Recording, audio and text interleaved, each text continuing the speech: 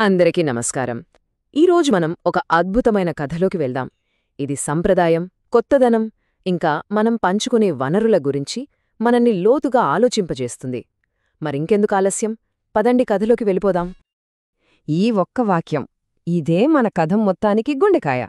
అసలు మన కర్తవ్యం ఏంటి? ఒక వస్తువును భద్రంగా దాచుకోవటమా, లేక అంతులేని కాంతిని అందిపుచ్చుకుని అందరికి పంచడమా?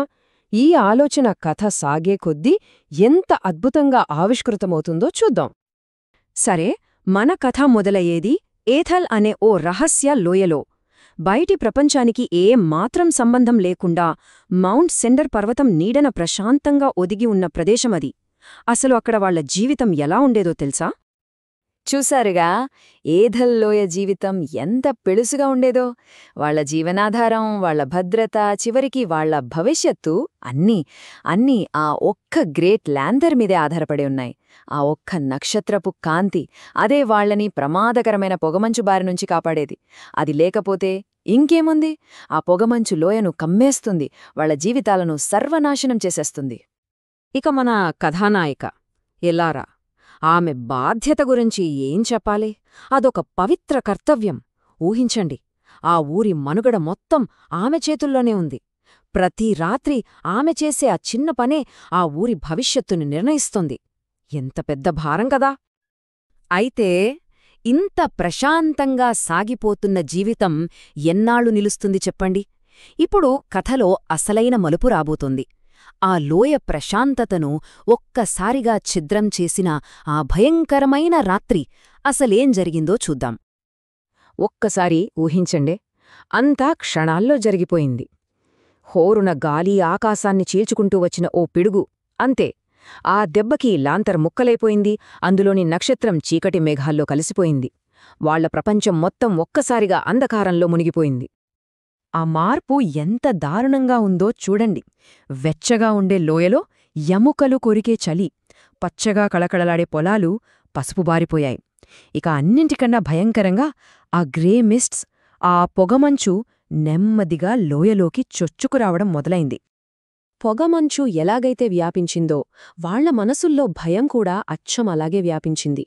వాళ్లు ఎప్పటినుంచో వింటున్న పాత కథలు, భూమి ప్రాణం కోల్పోతోందన్న భయానక గాథలు అన్నీ ఇప్పుడు కళ్లముందు నిజమవుతున్నట్టనిపించింది. వాళ్లంతా నిస్సహాయులైపోయారు. అలాంటి నిరాశలో, అందరూ భయంతో బెగుసుకుపోయిన సమయంలో ఎలారా మాత్రం ధైర్యం చేసింది. ఓ గొప్ప నిర్ణయం తీసుకుంది. పోయిన నక్షత్రాన్ని వెతకడం కాదు, అసలీ నక్షత్రాలన్నీ ఎక్కడ్నుంచొస్తున్నాయో ఆ మూలాన్నే కనుక్కోవాలని బయలుదేరింది. ఇక్కడ్నుంచే ఆమె సాహసయాత్ర మొదలైంది. అయితే ఈ ప్రయాణం అనుకున్నంత సులువు కాదు. దారిలో ఆమె ధైర్యాన్ని, తెలివిని పరీక్షించే ఎన్నో సవాళ్లు ఎదురయ్యాయి. అందులో ముఖ్యమైనవి 3. అవేంటో చూద్దాం. ఇక్కడ చాలా ఆసక్తికరమైన విషయమేంటంటే, ఎలారా ఏ సమస్యనో బలంతో పరిష్కరించలేదు, కేవలం తెలివితోనే గెలిచింది. శాశ్వతంగా నిద్రపుచ్చే నదిని దాటడానికి సూర్యరశ్మినే మార్గంగా చేసుకుంది. ఇక పర్వతానికి అడ్డంగా ఉన్న రాక్షసుండిని ఒక నునుపైన రాయితో మోసం చేసి ముందుకు సాగిపోయింది. ఎంత తెలివికదా! ఇక ఇక్కడ్నుంచి కథ క్లైమాక్స్కి చేరుకుంది. తన ప్రయాణం చివర్లో ఎలారా చూసింది? అదొక అద్భుతం. అది కేవలం ఒక వస్తువు కాదు, అది వాళ్ల ఆలోచనా విధానాన్ని, వాళ్ల నమ్మకాల్ని మార్చేసే ఒక గొప్ప సత్యం. ఒక్కసారి కళ్ళు మూసుకుని ఆ దృశ్యాన్ని ఊహించుకోండి. ఒక పెద్ద నీటి కొలను. ఆ నీళ్లు ఎంత స్వచ్ఛంగా ఉన్నాయంటే ఆకాశంలోని విశ్వం మొత్తం అందులో కనిపిస్తోంది. లక్షల కోట్ల నక్షత్రాలు అన్నీ ఆ కొలనులో ప్రతిబింబిస్తున్నాయి. మాటల్లో చెప్పలేని ఓ అద్భుతమది. అప్పుడే ఆమెకు అస్సలు విషయం అర్థమైంది. ఈ మూలమనేది మనం దాచుకోవాల్సిన నిధి కాదు, అదొక అంతులేని సృష్టి, నిరంతరం కొత్త నక్షత్రాలకు ప్రాణం పోసే ఒక అక్షయపాత్రలాంటిది. ఆ క్షణంలో ఆమెకు జ్ఞానోదయం అయ్యింది. తన పూర్వీకులు చేసిన తప్పేంటో అర్థమయ్యింది. వాళ్లు అనంతమైన సముద్రంలోంచి ఒక నీటి బుట్టును తెచ్చి దాన్నే ప్రపంచమనుకున్నారు. కాంతి అనేది కొరతగా ఉండే వస్తువు కాదు, అది అంతులేనిదని ఆమె తెలుసుకుంది. సో ఇప్పుడు ఎలారా తిరిగొచ్చింది? కాని ఆమె ఒట్టి చేతులతో రాలేదు. కేవలం కాంతినే కాదు, ఒక కొత్త ఆలోచనను, ఒక కొత్త తత్వాన్ని మోసుకొచ్చింది. మరి ఆమె రాకతో ఏథెల్ ఎలా మారిపోయిందో చూద్దామా?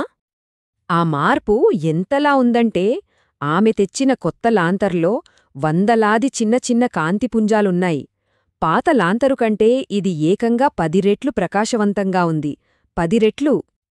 ఆ కాంతిని చూడగానే అద్భుతం జరిగినట్టు అనిపించింది. ఆ భయంకరమైన పొగమంచు అరుస్తూ మాయమైపోయింది. చీకటి ఒక్కసారిగా పారిపోయింది. వడిలిపోయిన పంటలు మళ్లీ తలెత్తి నిలబడ్డాయి. పొలాలన్నీ మళ్లీ పచ్చగా మారాయి. ప్రజల మనసుల్లో కొత్త ఆశ చిగలించింది. సో చూశారుగా, కథ మొదట్లో మనం విన్న వాక్యానికి ఇప్పుడు అసలైన అర్థం తెలిసింది. నిజమైన కర్తవ్యం అంటే ఏదో ఒకదాన్ని గట్టిగా పట్టుకొని కాపాడ్డం కాదు, అంతులేని కాంతిని అందుకుని దాన్ని అందరితో పంచుకోవడమే అసలైన కర్తవ్యం. ఈ కథ మనందర్నీ ఒక ప్రశ్న అడుగుతోంది. మన జీవితాల్లో, మన సమాజంలో మనం ఇలాగే ఏదైనా ఒక కాంతిని, అది జ్ఞానం కావచ్చు, ప్రేమ కావచ్చు, ఏదైనా కావచ్చు, దాన్ని కేవలం కాపాడుకుంటూ కూర్చున్నామా, లేక అందరితో పంచుకోడానికి సిద్ధంగా ఉన్నామా? ఒక్కసారి ఆలోచించండి.